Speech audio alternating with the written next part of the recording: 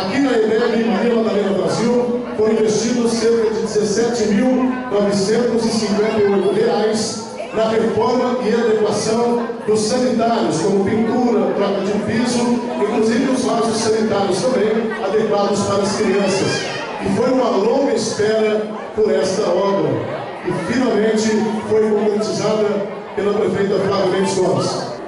Essa reforma desses banheiros é um sonho que a gente vem brigando há 8 anos atrás, e eles estavam mesmo em situação lamentável, mas que agora eles se tornaram um ponto turístico da escola.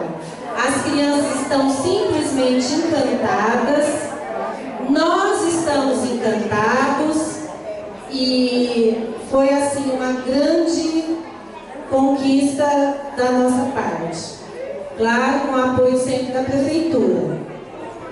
Então, eu não tenho nada mais a dizer do que muito obrigada, doutora.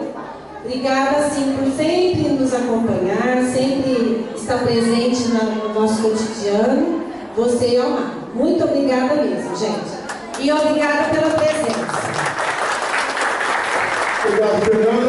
A obra é muito simples, mas muito significativa para a escola. A Fernanda foi outro dia lá conversar comigo, se dizendo o seguinte: olha, é a realização de um sonho. O meu mandato, entre aspas, na creche, era aquilo que eu reivindicava, e a gente enfrentou isso na administração durante um bom tempo, em vários lugares, em várias escolas. Fernanda, para a gente é uma satisfação muito grande estar aqui nesse momento, entregando essa reforma dos banheiros, né, que pode parecer uma coisa muito simples, mas que para a gente, né, vocês sabem, o orçamento da prefeitura funciona como o orçamento da casa da gente.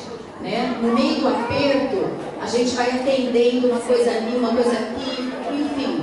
E agora a gente tem uma satisfação muito grande de ter conseguido, né, por mais simples que seja, foram gastos aqui R$18 mil, mas por mais simples que seja a obra, é uma satisfação muito grande, né? Eu acho que é mais uma valorização, é mais um reconhecimento da necessidade para essas crianças, para trazer um conforto maior para os filhos de vocês, né? E essa necessidade era sentida já há muitos anos, em especial pela Fernanda, que já está à frente aqui da EMEB Maria Madalena há muito tempo, e pelas diretoras, pelos funcionários, por todos que trabalham aqui. Os banheiros para as crianças, meninos e meninas, depois vocês verão que ficou realmente muito especial. Reforma e aplicação dos sanitários da EMEB, professora Maria Madalena Brasil.